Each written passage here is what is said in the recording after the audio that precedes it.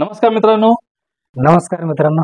गरीब घराण्यात जन्माला येऊन सुद्धा जिद्दीने, कष्टाने, मेहनतीने पोलीस कसा बनला, महाराष्ट्र पोलीस कसा बनला, ते आपण त्या गरीब घराण्यातील ते ज्या माणसाला कॉलेजला जाण्यासाठी पायात चप्पल नव्हते त्या माणसाबद्दल, त्या पोलिसाबद्दल आज आपण जाणून घेऊया. आणि मित्रांनो, आजची व्हिडिओ बनवण्याचा उद्देश एवढाच की तुम्ही किती गरीब आहे, किती श्रीमंत आहे याला महत्व नाही. तुम्ही किती जिद्दी आहे, किती चिकाटी आहे, किती मेहनती तुमच्या जवळ आहे, किती मेहनत करण्याची जिद्द तुमच्या जवळ आहे, ते तुम्हाला या माणसाकडून शिकता येईल.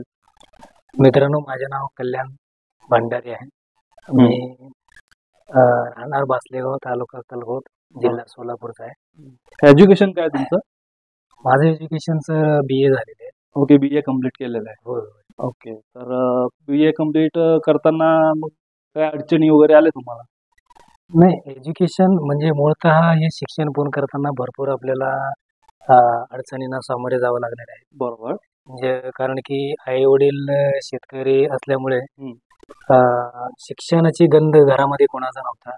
ओके. की बाबा शिक्षण करून पुढे काय करायचं, काय व्हायला पाहिजे, बरोबर. ही सगळी जबाबदारी माझ्यावर होती. ओके. की बाबा आपण शिक्षण घेत असताना की एखाद्या बाहेर खायला जायचं म्हणलं की आपल्याला खूप अडचणी व्हायचं किंवा पैसे बरोबर. नसायचं आपल्याला. बरोबर. एखादा नाश्ता करायचं म्हणलं की आपण खूप विचार करायचो बरोबर. की बाबा आई वडील 1 रुपये पैसे म्हणजे खाण्यापिण्यासाठी पैसे देत नव्हते, जे एज्युकेशनसाठी पैसे लागायचं हा. तेच मोडकं तोडकं काय असेल थोडंफार द्यायचे. ओके. आणि आम्ही काय करायचो, त्यावेळेला शनिवार रविवार सुट्टी असायचा. त्या सुट्टीच्या वेळेला मिलमध्ये जो कुठले मिल आपले तेल तेल वगैरे तेल काढण्याचे निघतात, मिल, गिरण्या. त्या मिलमध्ये जाऊन शनिवार रविवारचं 2 दिवसाची काम केल्यानंतर ना आपल्याला रोजंदारी 200 रुपये प्रमाणे मिळायचं. ओके. म्हणजे आठवड्यातून 400 रुपये मिळायचं. ते 400 रुपये मिळाल्यानंतर ते आपण अक्कलकोटमध्ये रूम करून राहायचो. त्या बरोबर. रूमचं भाडं देणे बरोबर. आणि इतर कॉलेजचे फीज वगैरे भरणे, हे सगळे वरचे वर मी करत. तर परिस्थिती अतिशय हलाखीची होती. पैसे नव्हते हं. आणि कॉलेजला जायला गाडी खर्च नव्हते. आणि कधी कधी तुम्ही 5-6 किलोमीटर सायकलवरून कॉलेजला जायचोय. होय. तर हे सगळं करत असताना तुम्हाला मला पोलीस व्हायचे, आता पोलीस बनायचे, ही जो एक स्पिरिट आहे आणि ही मला पोलीस बनायची ही जिद्द कोणी निर्माण केली तुमच्यामध्ये? हे बघा, तुम्ही पोलीसच म्हणत नाही, मी कोणत्याही क्षेत्रामध्ये जर तुम्हाला जर यशस्वी व्हायचं असेल ओके. तर मी पुढे काय बनणार आहे, काय होणार आहे, हम्म. हे आपल्याला स्वतः डिसिजन घ्यावा लागतो. बरोबर. तर ग्रॅज्युएशन होईपर्यंत मी पोलीस भरतीचा अजिबात विचार करत नव्हतो.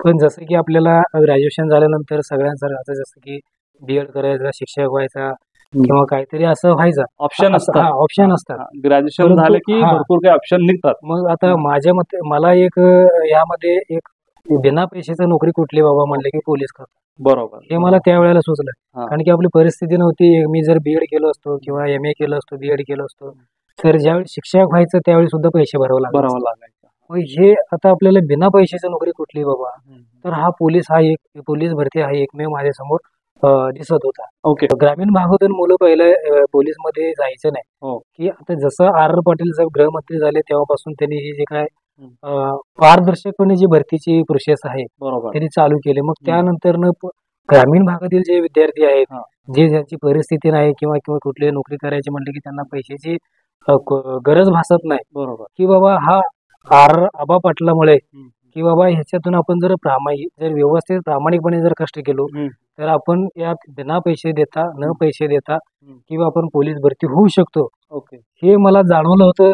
त्यामुळे मी ग्रॅज्युएशन हे नंतर तुम्हाला स्वतः कळलेलं हा, की कळलेलं पोलीस आहे. भरतीमध्ये हा, हा. पैसे लागत नाही, स्वतःने स्वतः जिद्दीने हा. आपण इथे जॉब मिळू शकतो, आता पोलीस होऊ शकतो, आता देशाची आपण सर्व्हिस करू करू शकतो. तर ठीक आहे. पण तुम्हाला हे पोलीस भरती करताना, तो पोलीस भरतीला जाताना येताना भरपूर काही कष्टाला सामोरे जावं लागलं असेल आणि पैसे, आर्थिक अडचणी म्हणा किंवा फिजिकली म्हणा, तर तुम्ही याची सुरुवात कशी केली? हा, मी माझे बॉडी बघितलं की बाबा मला म्हणायचे की बाबा तू पोलीस काय, हे को पोलीस होणार नाही, असायचे. असं हसायचे लोक बरोबर. गावामध्ये असू दे किंवा हा. कुठे मित्रामध्ये. बरोबर. की माझा बॉडी बघून म्हणायचे की बाबा योगा पोलीस होतो, याला बॉडी फिट पाहिजे, हे पाहिजे, ते पाहिजे. तसं काही नसतं मित्रांनो. बरोबर. गोळाफेक वगैरे जे आहे त्यामध्ये कमी जायचा, वेट कमी असल्यामुळे ना गोळा जायचा नाही. तर मी ग्राउंडमध्ये कमी आहे तर मी एकच निश्चय केला होता की बाबा मला ग्राउंडला मार्क कमी पडतात तर मी त्याचा जे भरीव आहे ते हा. एक्झाम मध्ये घ्यायचा, ओके. हे उद्देश ठेवून मी जो लेखी परीक्षेची तयारी आहे ते मी परिपूर्णपणे अभ्यास केला होता. जे काही तुमचे प्रवास चालू होता त्यामध्ये तुम्हाला मदत कोण करायचं, गायडन्स कोण करायचं? हे बघा, ह्याच्यामध्ये मदत कोणी नव्हते. हो. मदत आपल्याला कोणाची मी मदत घेतलेली सुद्धा नाही. बरोबर. कारण की कसं आहे, लोक भरतीचे प्रॅक्टिस करायचे ग्राउंडवरती इकडे हा. तिकडे. हा. क्लासेस लावले होते माझ्यासोबतचे. ओके. हा. आता क्लासेस लावायचं म्हटलं तरी पैसा द्यावा लागतो त्यांना. बरोबर. मग ते पैसा तर कुठून द्यायचा? हम्म. मग मी गावामध्येच काय करायचो की बाबा, जे आपले तांड्यातले जे मित्र आहेत हो. त्यांच्यासोबत मी ग्राउंडची तयारी करायचो. पण ते ग्राउंडला ते परफेक्ट होते ते लोक. मग मला फिजिकलचं थोडं म्हणजे अडचण भासत होतं. माझा गोळा जायचा नाही किंवा 100 मीटर हे म्हणजे मला माझ्यासाठी हे सगळं नवीन होतं. बरोबर. कारण की मी पोलीस भरती करायची ही पहिल्यापासून ठरवलं नव्हतं. ओके. ग्रॅज्युएशन झाल्यानंतर मी माझ्या डोक्यात आणलं. बरोबर. त्यामुळे मला ह्या प्रोसिजर करायला मला नव्याने तयार करायचं होतं. ओके. हे पोलीस भरती व्हायचं म्हणजे शून्यातून विश्व हा, निर्माण करायचं होतं. ते बाकीचे माझ्यासोबतचे जे मित्र होते ते याच्या अगोदर 2दा-3दा पोलीस भरती केलेले किंवा 12वी पास नंतर ते पहिल्यापासून भरतीचे प्रॅक्टिस वगैरे करायचे ते. मग त्याला त्याचा अनुभव होता. डेली किती टाइम तुम्ही या भरतीसाठी द्यायचा? बघा, जसं ग्रॅज्युएशन झाल्यानंतर मी काय करायचो, आमच्या गावामध्ये स्वामीचे एक शेत आहे. स्वामीचे त्या शेतामध्ये बिरदेव मंदिर आहे. आपल्या धनगर समाजाचं बिरदेव मंदिर आहे. एकदम शांत वातावरण असायचं. ओके. मी सकाळी एक 3 तास आणि दुपारचं एक 3 तास म्हणजे डेली 6 तास अभ्यास करायचो. आणि एक टाइम फिजिकलची तयारी करायचो. ओके. फिजिकल म्हणजे मला नको वाटत होतं फिजिकल करायचे म्हणलं की. ओके. हा. पण Physical म्हणलं की नको वाटायचं. हा, नको वाटायचं. पण फिजिकल हा करणं ते सुद्धा महत्वाचं होतं परीक्षेला. बरोबर. मग मी वन टाइम फिजिकलची तयारी करायचो, म्हणजे ऍड येण्यापूर्वी. ओके. हा. जसं की ऍड येण्यापूर्वी मी एक टाइम करायचो. ओके. जसं ऍड आलं, त्या ऍड आल्यानंतर मग 2 टाइम चालू केला. त्याच्या अगोदर मी लेखी परीक्षेची परिपूर्ण तयारी करून ओके. ठेवलेला होता. ओके. मग अभ्यास करताना अथवा फिजिकलची ट्रेनिंग प्रॅक्टिस करताना असे काही इक्विपमेंट असतात, पुस्तक म्हणा नाहीतर काय गोळा फेक म्हणा, अशा तुम्ही कुठून ते सोर्स ते कम्प्लीट करायचे? ते माझ्यासोबत जे याच्या अगोदर जे 1दा-2दा भरती जे दिले होते ना, त्यांना माहिती होतं की बाबा हे गोळा एवढा मारायचा असतो, एवढं मारले की एवढे मार्क मिळतात. ओके. 100 मीटरला एवढं मार्क मिळतात. 5 किलोमीटर होते त्यावेळेला. आता 1600 मीटर केलं. त्यावेळी 5 किलोमीटर पळायचं होतं 2013 मध्ये. मग ते 5 किलोमीटर पळायचा, त्याला टायमिंग किती, हे सगळं त्यांनी मला, म्हणजे मित्र जे माझ्यासोबत ते सोबतचे होते ते सांगायचे, याला एवढे केले की एवढे मार्क पडतात, याला एवढे केले की एवढे मार्क पडतात. मग त्यांच्यातून मी त्याप्रमाणे फिजिकलची तयारी त्यांच्याकडून मी एक नकळतपणे मित्राकडनं मी मार्गदर्शन घेऊन ते केलं. ओके. मित्राकडून नकळत मार्गदर्शन घ्यायचं. डिग्री झाल्यावर घरची परिस्थिती अतिशय हालाकीची होती, आर्थिक परिस्थिती बिकट होती. हा ना. तर आई वडील आता म्हणायचे, पोरगा मोठा झाला, कंपनीत जाईल ना तर इथं जाईल तिथं जाईल, 4 पैसे आणील आणि आम्हाला देईल, तर आता आम्ही म्हातारपणे थोडं सुखानं राहावं.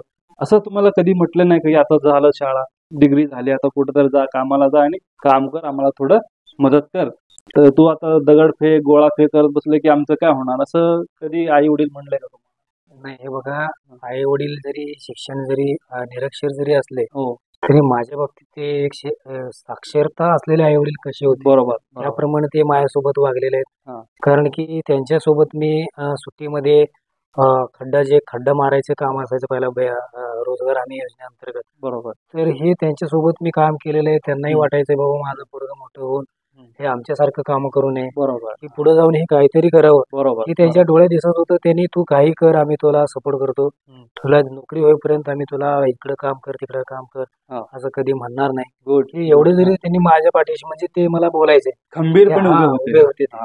आणि त्यातनंच मला ते खर्चाला वगैरे थोडाफार पैसे द्यायचे, ओके. की जेवढे त्यांच्याकडून जमेल तेवढे ते द्यायचे. मी पण त्याला जास्त फोर्स करायचं नाही, कारण मला परिस्थिती माहिती होती बाबा, 3 बहिणी आणि 2 भाऊ, त्यांचे लग्न करणे किंवा आणि त्यात कुटुंब सांभाळणे हे किती एका माणसाने, म्हणजे एक आई वडिलांकडनं त्यांना किती त्रास होतो हे आम्हाला माहिती होतं.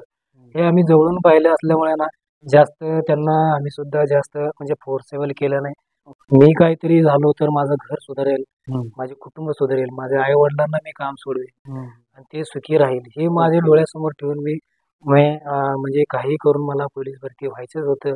ते मी डोळ्यासमोर ठेवून मी ते प्रयत्न केलेला आहे. ओके. आई वडील डोळ्यासमोर ठेवून तुम्ही जिद्द, हे ते माणसामध्ये जिद्द असते, ते स्पिरिट असते, ते तुम्ही पुढे नेले. गरीब आहात म्हणून घरी बसू नका, तर जिद्दीने उठा, जिद्दीने तुम्हाला जे व्हायचं तुम्ही व्हाल. त्यासाठी काय उपदेश द्या?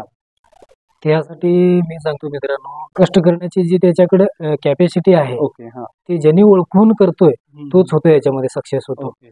कारण की आता असे भरपूर लोक म्हणजे पोलीस भरतीची तयारी करायचं म्हणून क्लासेस लावतात किंवा सराव करतात.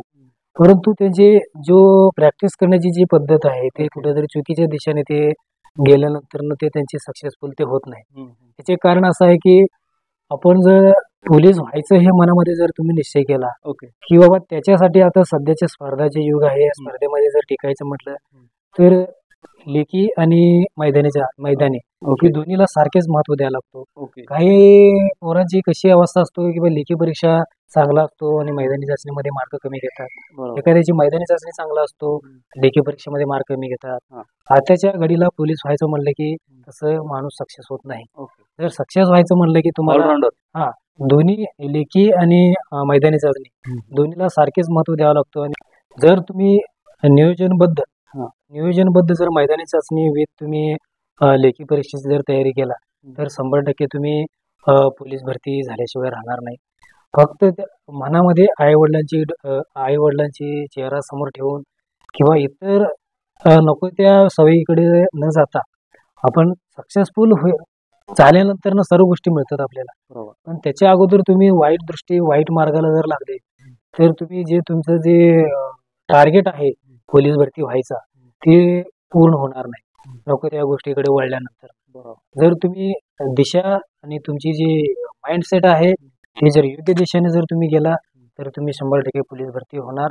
आणि येणाऱ्या भरती ही मोठी भरती आहे, त्यामध्ये जास्तीत जास्त ग्रामीण भागातील पोरांनी भरती व्हावं, त्यासाठी त्यांनी अपार कष्ट करावं. बरोबर. जसं की मैदानी चाचणीला जेवढं तुम्ही महत्व देता तेवढं लेखी परीक्षेला सुद्धा तुम्ही एवढंच महत्व द्यावं लागतो, तरच तुम्ही याच्यामध्ये सक्सेसफुल होता. तर मित्रांनो, अशाच नवीन आणि चांगल्या व्हिडिओसाठी माझ्या चॅनलला लाईक, शेअर आणि सबस्क्राईब करा. धन्यवाद मित्रांनो. नमस्कार.